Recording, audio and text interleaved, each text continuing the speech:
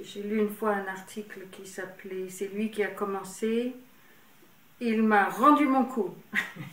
Et sur le fait qu'on souffre vraiment beaucoup moins de la douleur des autres que de la nôtre, même si elle est la même douleur. On est forcément biaisé, tout le monde a un accent.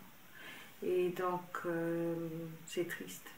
C'est triste de voir ça, c'est triste de voir ces sortes de déclarations lénifiantes sur la tolérance et la liberté, et de voir dans le souffle d'après les preuves flagrantes de préférence des siens et d'oppression des autres. Quelque part, là je viens de voir un documentaire de Arte sur Daesh d'une part et American Sniper de l'autre, et pour moi c'est le même désastre, quoi. C'est vraiment, je les mets franchement dans le même sac. C'est gravissime. C'est gravissime d'oublier que l'Irak n'avait rien fait sauf avoir des puits de pétrole. C'est tout ce qu'il avait fait pour mériter les 150 000 morts qu'on lui a infligés. C'est de ce désastre qu'est né Daesh, etc. Donc on peut toujours ajouter des chapitres à ligne de faille, je pense, jusqu'à la fin des temps, à travers ce mouvement de grégarité qui est véritablement dans le disque dur du génome humain. On est programmé pour créer des nous contre les autres pour des raisons probablement de survie de l'espèce. Je pense que dans le grand tableau,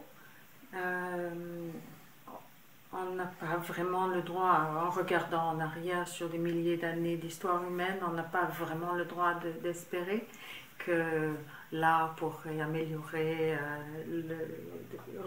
créer une humanité plus morale, plus éthiquement viable.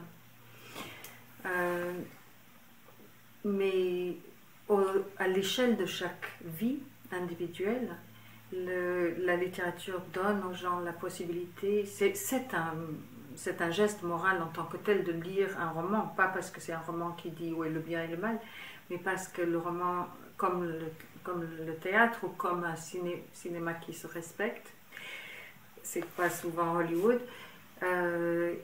donne aux gens la possibilité de s'identifier à des gens qui ne sont pas comme eux.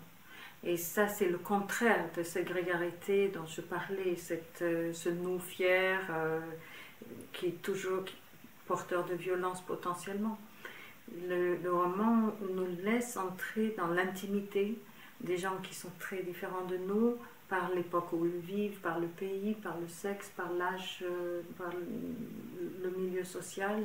Et ça, c'est quelque chose d'éthique en soi, d'encourager les gens, de leur permettre vraiment d'entrer dans la peau de quelqu'un de différent. Et donc, est-ce qu'à partir de là, ce quelqu'un va avoir des prises de position différentes dans sa vie, au bureau, dans son comportement familial, amoureux, c'est pas dit.